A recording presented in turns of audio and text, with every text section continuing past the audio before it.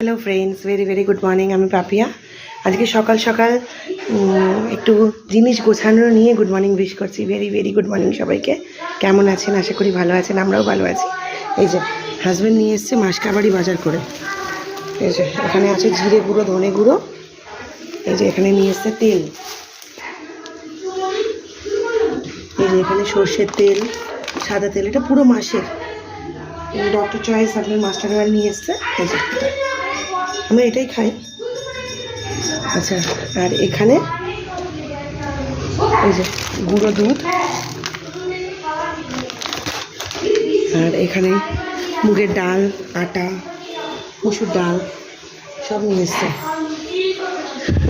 আমি যেহেতু আজকেও ছুটিতে আছি বাড়িতে, তো বললাম মাসকাবাড়িটা করে দাও।